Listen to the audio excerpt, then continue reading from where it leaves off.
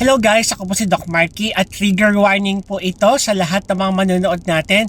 Alam ko marami po akong viewers na mga kabataan, mga age nila elementary and high school. So ito lang po, may mga nagpa-private message po sa akin, mga kabataan po to, age 11 to 18, 17 years old. So, it's about all, syempre tabu po ito, sexuality, concern about tulog, gonorrhea. So, may mga natatanggap po akong mga private messages na hindi ko alam kung alam po ng parents po nila. So, tinatanong kung ano po ang gamot sa tulog. It's all about gonorrhea.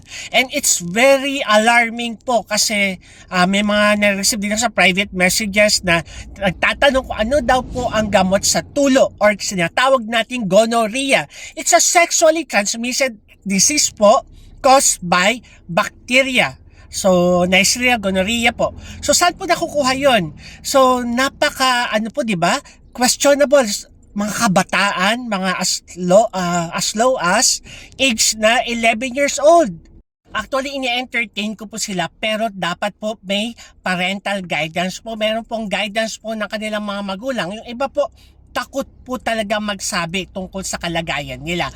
Meron ako 17 years old, meron ako 15 years old. So akala ko tungkol lang sa paglulo yung mga talagang mga dami-daming nagme-message po sa akin, nagtatanong sa paglulo. Pero yung nakaka-alarm po talaga is all about tulo or gonorrhea. So saan nila nakukuha ito? Yung iba, di-engage with premarital, alam nyo na, ganun po. Yung iba po talaga, ayaw nila sabihin sa akin kung anong reason. Possible, maybe abuse by adult. Or yung iba, alam nyo na, yung pedophile, yung mga ganun po. Trigger warning po ito, ha? So, it's very alarming. So, alam nyo po ba, merong nailathala sa news na karamihan po sa mga HIV positive ay kabataan, age as low as 11 years old. That's secondary to possible abuse po. So what I'm saying is protektahan nyo po ang inyong anak. Don't consider po na tabu po ang usapin about eggs, yung alam nyo na.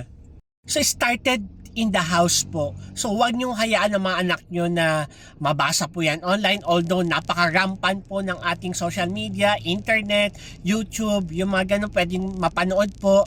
Pero importante na kausapin yung mga anak nyo about that condition. So sabi ko nga, it's sexuality health, dapat tinuturo din sa school. But started with your mga magulang, parents na i-advise nyo yung mga anak, protektahan nyo po ang inyong mga anak.